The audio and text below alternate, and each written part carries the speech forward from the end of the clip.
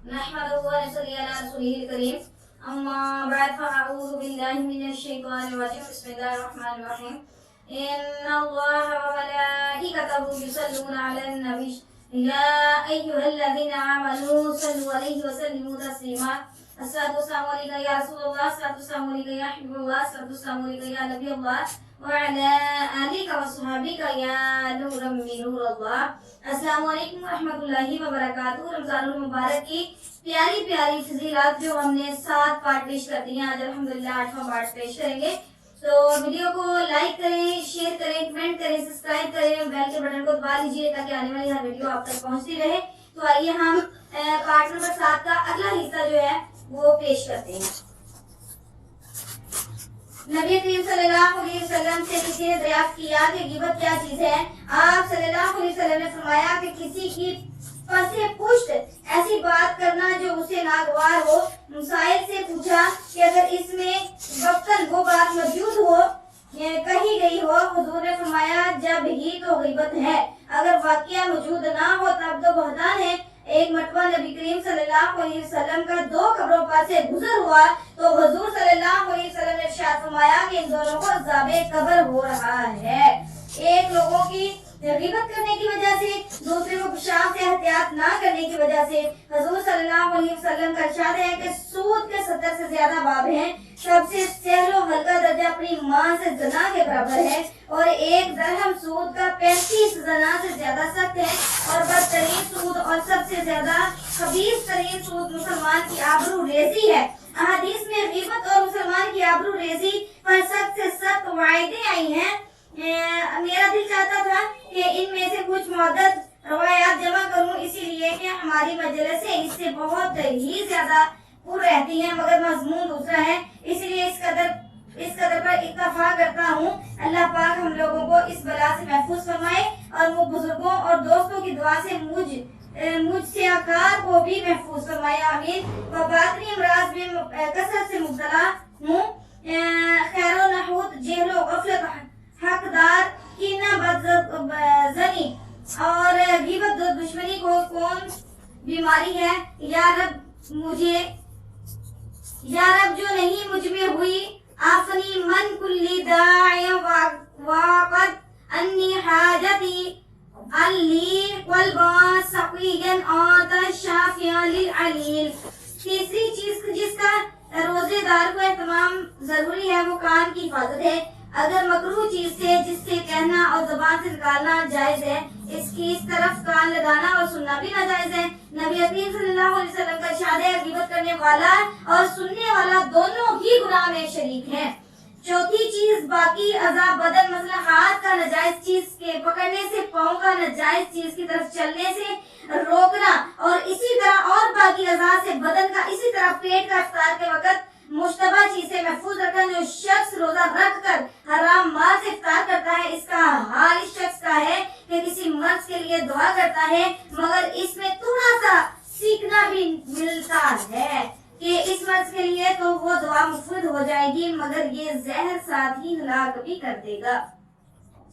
पांचवी चीज इफ्तार के वक्त हलाल माल से भी ज्यादा ना खाना कि शक्म सीर हो जाए, इसलिए कि रोजे की गर्ज इससे फौत हो जाती है। मकसूद रोजे से कुव्वत शहवानिया और बेहमानिया का कम करना है और कुव्वत नूरानिया और मलकिया का बढ़ाना है। 11 महीने तक बहुत कुछ खाया है, मगर 1 महीना इसमें कुछ कमी हो जाएगी तो क्या जान निकल जाती है। मगर हम लोगों का हाल है कि इफ्तार के वक्त तलाफी मफात में और सहर के वक्त हाफिजो तकदम में इतनी ज्यादा मकदार खा लेते हैं कि बगैर रमजान के, बगैर रोजे के हालत के इतनी मकदार खाने की नौबत भी नहीं आती। रमजानुल मुबारक भी हम लोगों के लिए कविता का काम देता है। अल्लामा गजाली रहमतुल्लाह अलैह लिखते हैं कि रोजे की गर्ज यानी कहर इब्लीस और शहवते नफ्सानिया का तोड़ना कैसे हासिल हो सकता है। अगर आदमी इफ्तार के वक्त इस मकदार की तलाफी कर ले जो फौत हुई, हकीकत हम लोग इसके अपने खाने के औकात बदल देते हैं, इसके सिवा कुछ भी कमी नहीं करते, बल्कि और ज्यादती मुख्तलिफ अनवा की कर जाते हैं जो बगैर रमजान के मुयस्सर नहीं होती।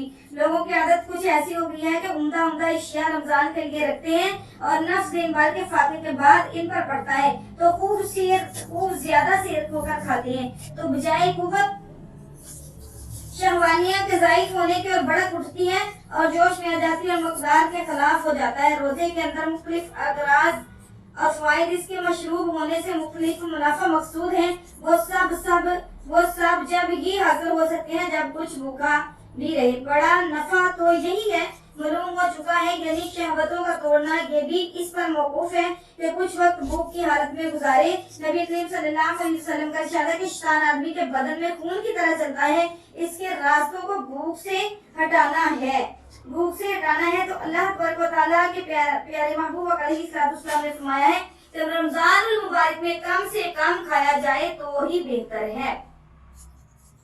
جب نفس بھوکا رہتا ہے تو تمام اعضاء سیر رہتے ہیں، اور جب نفس سیر ہوتا ہے تو تمام اعضاء بھوکے رہتے ہیں۔ دوسری طرف روزے سے فقرانہ جبی سے اتنا نہ بڑھ لے کہ شام تک بھوک ہی نہ لگے۔ فقرہ کے ساتھ مشابہت جب ہی ہو سکتی ہے جب کچھ وقت بھوک بتابی کا بھی گزرے۔ بشیر حافظ رحمۃ اللہ علیہ کے پاس ایک شخص گئے، وہ سردی میں کام رہے تھے اور کپڑے پاس رکھے ہوئے تھے۔ انہوں نے پوچھا کہ یہ وقت کپڑے نکالنے کا ہے؟ فرمایا فقراء بہت ہے اور مجھ میں ان کی ہمدردی کی طاقت نہیں، اتنی ہمدردی کر لوں کہ میں ان جیسا ہو جاؤں۔ شاید صوفیاء نے اس پر تنبیہ فرمائی اور فقہاء نے بھی اس کی تشریح کی ہے۔ جو صاحب مراتی الفلاح رحمۃ اللہ علیہ لکھتے ہیں، سحور میں زیادتی نہ کرے، جیسا کہ متغم لوگوں کی عادت ہے کہ یہ غرض کو فوت کر دیتا ہے۔ علامہ